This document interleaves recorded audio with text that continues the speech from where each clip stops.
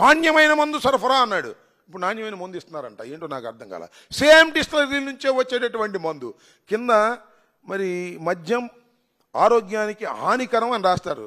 మరి ఈ నాణ్యమైన మందు మీద ఇది నాణ్యమైన మందు ఆరోగ్యానికి హానికరం కాదు అని రాస్తున్నారేమో నాకు తెలియదు, నేను చూడలా. ఆరోగ్యానికి హానికరం లేని మందు ఇస్తున్నామని చెప్పి ఇవాళ దుష్ప్రచారం చేసేటటువంటి కార్యక్రమానికి ఇవాళ తెలుగుదేశం పార్టీ తెగబడిందని మనవి చేస్తున్నా. ఇవాళ నేను అడుగుతా ఉన్నా, మొత్తం రద్దు చేశాం మేము. సక్రమంగా నడిపినటువంటి వ్యాపారం దాని మీద ఇవాళ లిక్కర్ స్కాములను పెట్టి అందరినీ అరెస్ట్ చేయాలని ఒక దుర్బుద్ధితో మీరు ప్రవర్తన చేస్తూ ఉన్నారు. మొత్తం సిండికేట్లు మొత్తాన్ని రద్దు చేశాం. ప్రభుత్వం వైపు నుంచే మొత్తం నడిపేటటువంటి కార్యక్రమం చేసినటువంటి విధానం మీరు చూశారో లేదో. చంద్రబాబు నాయుడు గారు ఈ దుకాణాల పాలసీని ముందు పెట్టేటప్పుడు ఏం చేశారంటే 9.5 నుంచి 10% మాత్రమే బ్రాందీ షాపులకి కమిషన్ అని చెప్పాడు. దాని మీద పాడుకున్నారు. పాడుకున్న తర్వాత దాన్ని ఒకసారిగా 14.5 నుంచి 15%కి పెంచాడు. ముందు ఎందుకు చెప్పలేదు, తర్వాత ఎందుకు పెంచావు? బేరమేగా. దీనిలో ఏమైనా రాసి ఉందా? అర్థం కాదా? రోడ్ల మీద విచ్చలవిడిగా తాక్కోకుండానంట బ్రాందీ షాప్ దగ్గరే పర్మిట్ రూమ్ పెట్టారంట. అంటే నువ్వు రోడ్డు మీద తాగాల్సిన అవసరం లేదు, ఇంటికి వెళ్ళి తాగాల్సిన అవసరం లేదు, పక్కనే ఉంటుంది ఒక పర్మిట్ రూము. దానికి మళ్ళీ క్యాష్ కొట్టుకునే కార్యక్రమం, దానికి డబుల్ రేట్ వేసి మళ్ళీ 20 రూపాయలు 30 రూపాయలు అమ్మే కార్యక్రమం. అంత దోపిడీ వ్యవహారం చేసేటటువంటి కార్యక్రమంలో ఇవాళ లిక్కర్ వ్యవహారం నడుపుతున్నటువంటి విధానం మనం ఒకసారి చూసినట్లయితే అర్థమైపోతుందని కూడా ఈ సందర్భంగా నేను చెప్పదలుచుకున్నా.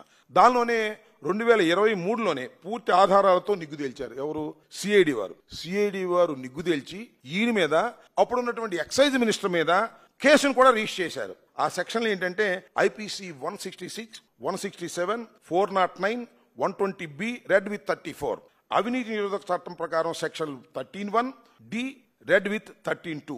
ఈ కేసులు ఈ స్కామ్ మీద రిజిస్టర్ చేశారు. 2014-19లో మీరు ఇచ్చినటువంటి పర్మిట్ రూముల గురించి కానీ, మీరు ఇచ్చినటువంటి బార్లకు కానీ, మీరు ఇచ్చినటువంటి వ్యవహారం మీద కూడా కేసు రిజిస్టర్ చేశారు.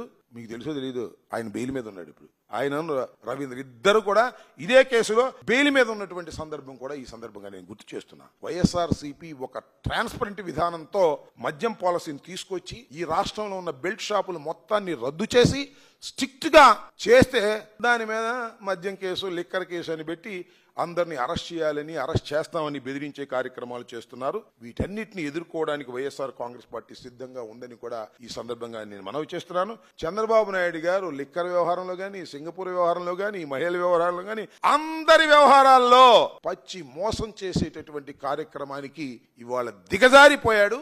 ఎందుకంటే పడిపోతున్నటువంటి గ్రాఫులు లేపుకోవాలనే ప్రయత్నం చేసి పులివెందుల్లో కూడా ఒక దుష్ట శక్తులను ప్రవేశపెట్టి రౌడీయిజం చేసి గాయాలు పరిచి చంపాలని ప్రయత్నం చేసి కాకి బట్టలు వేసుకున్నటువంటి ఐపీఎస్ ఆఫీసర్లను కూడా వినియోగించుకొని ఏదో ఒక విధంగా పులివెందుల్లో గెలవాలని తాపత్రయపడుతాడు. ఆఫ్టర్ ఆల్ ఈ స్మాల్ ఎలక్షన్ కూడా చంద్రబాబు నాయుడు గారు ఇంత కష్ట నష్టాలు పడుతున్నాడంటే ఎంత అధోగతి పాలయ్యాడో ఒక్కసారి ఆలోచించుకోవాల్సిందిగా ఈ సందర్భంగా చెప్పదలుచుకున్నాను. వెంకటేశ్వర నాయుడు అనే ఆయన్ని చిత్తం ఏంటంటే ఆయన జగన్మోహన్ రెడ్డి గారితో దిగిన ఫోటో పెట్టారు ఈనాడులో, అంతేగా ఆంధ్రజ్యోతిలో. ఆయన చెవిరెడ్డికి బాగా సన్నిహితుడు అని పెట్టారు. ఆయన డబ్బులు లెక్కేస్తుంది పెట్టారు. అది మొన్న ఎలక్షన్లో పంచిన డబ్బులని. దానిలో 2000 రూపాయలు కట్టలు ఉన్నాయి. చిత్రం 2000 రూపాయల నోట్లు. అర్థం కాల. ఎమ్మటే కట్ చేస్తే కడమ పేపర్లో వచ్చింది, సాక్షి పేపర్లోకి వచ్చింది. ఎవరెవరితో దిగాడు? పెమ్మసాని చంద్రశేఖర్ దిగాడు, చంద్రబాబుతో దిగాడు. ఈ ఫోటోలే ఆధారం అయితే చంద్రబాబు డబ్బులేగాయి, పెమ్మసాని చంద్రశేఖర్ డబ్బులేగాయి చెప్పొచ్చుగా. కాస్త అబద్ధం చెప్పినా అతికేదట్టు ఉండాలని ఒక సామెత ఉంది. మీరు కట్టుకథలు అల్లినా కాస్త అతికేదట్టు అల్లంటారా స్వామే. అన్ని సన్నాసి పనులు చేసే చంద్రబాబు నాయుడు ఆయనలాగానే అందరూ చేస్తారని మా మీద బురదల్లే కార్యక్రమాలు. ఏదో ఒక విధంగా చెవిరెడ్డిని, ఇంకా ఇతర నాయకుల్ని, ఇతర ఐపీఎస్ ఆఫీసర్ని ఈ కేసులో ఇరికించి వేధించాలనే ప్రయత్నం చేస్తున్నటువంటి సిట్ సంగతి కూడా చెప్తున్నా. సిట్టు మీరు సక్రమంగా విచారణ చేయకపోతే డెఫినెట్ గా మీరు జైల్లో సిట్టింగ్ చేయాల్సి వస్తుంది, గుర్తుపెట్టుకోండి.